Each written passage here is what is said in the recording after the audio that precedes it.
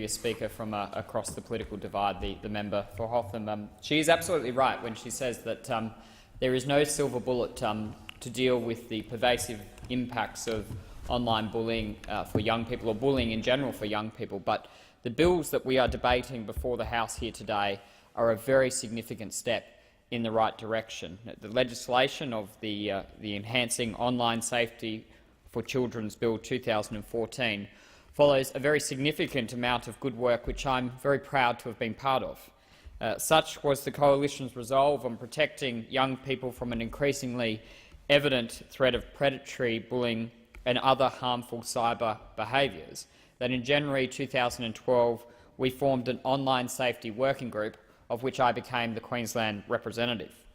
Over the ensuing 18 months, our engagement, which included many forums with parents, with children, with teachers and community leaders in capital cities and regions across the country, informed a very strong policy platform that we took to the 2013 federal election as a commitment.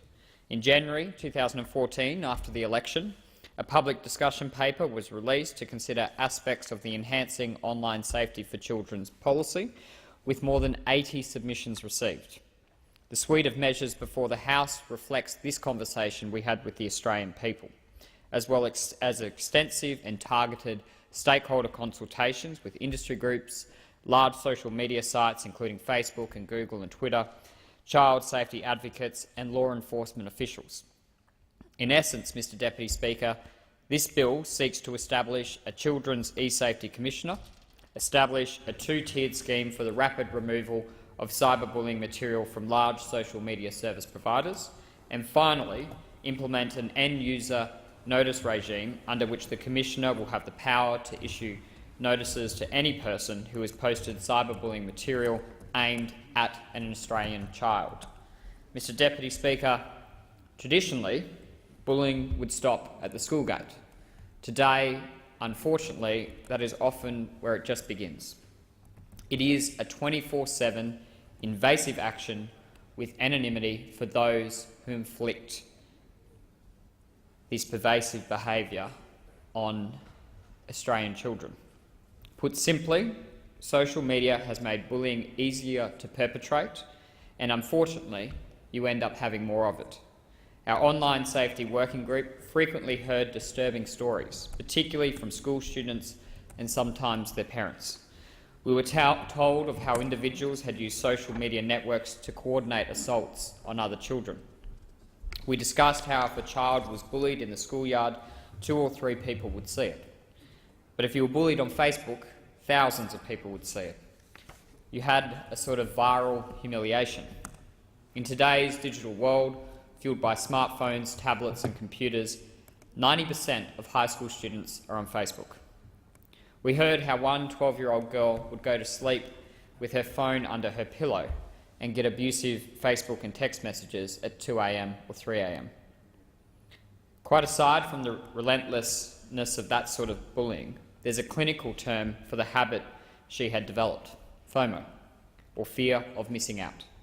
Thousands of children are reporting disturbed sleeping patterns and compromised functionality in their daily lives because of a refusal to give their computers and phones and their minds and their bodies a break. The fear is that if all of your friends are participating in something on Facebook and you don't see that, then you're missing out on the social interaction and may even lose touch with your entire circle of friends. It becomes an addiction that creates constant anxiety, stress and discomfort. It makes sufferers less likely to cope with the challenges of life.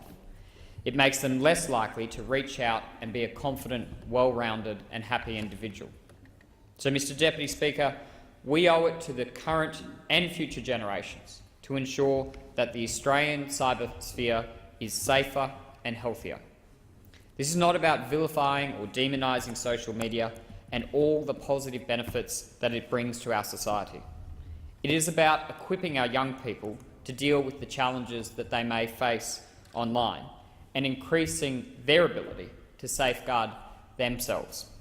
The Children's E-Safety Commissioner will be an independent statutory body within the Australian Communications and Media Authority. The Commissioner will assume national leadership in online safety for young people, and central to the role will be the administering of a complaint system against cyberbullying. The bill sets out a common-sense, two-step scheme for the rapid removal from social media services of cyberbullying material targeted at an Australian child.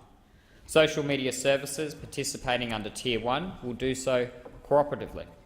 Following investigations of a complaint, the Commissioner may request that the Tier 1 social media service remove the cyberbullying material, but there is no legal obligation to comply. However, the Commissioner will have the power to revoke Tier 1 status if the social media service provider repeatedly fails to remove cyberbullying material after repeated requests over 12 months, and may make a recommendation to the Minister that the service be declared a Tier 2 social media service. A service may also be declared Tier 2 at its own request. Those declared to be Tier 2 social media services will be subject to legally binding notices or face the risk of civil penalties for non-compliance. The Commissioner will maintain registers of Tier 1 and Tier 2 social media services, and the Commissioner will also be able to publish statements about social media services that fail to comply with the basic online safety requirements, fail to comply in the removal of cyberbullying material, or fail to comply with a social media service notice. Mr Deputy Speaker, the working group in which I participated found another major issue to be the lack of a coordinated approach across not only jurisdictions across states, but schools and community groups themselves. Instituting the Children's E-Safety Commissioner will help fix this.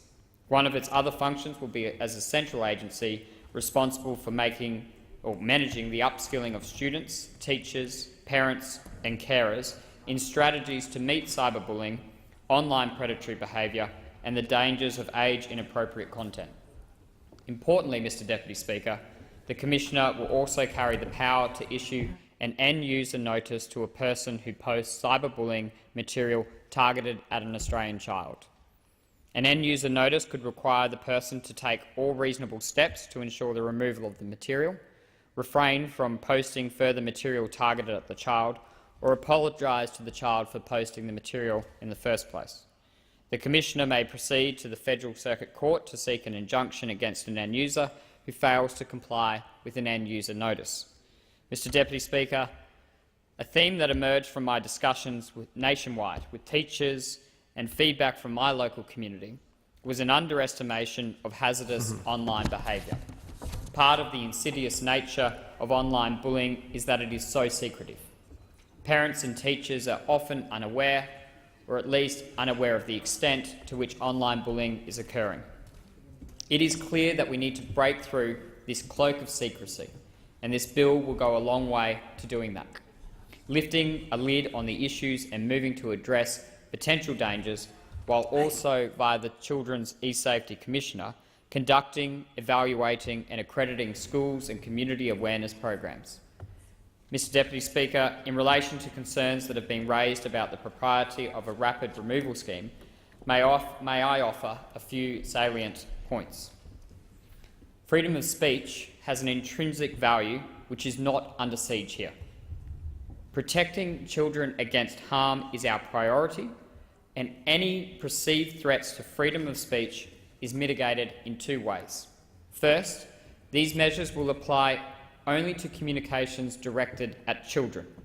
They have no impact on the freedom of speech between adults. Second, the scheme applies specifically to cyberbullying. That is, content targeted at and harmful to an Australian child.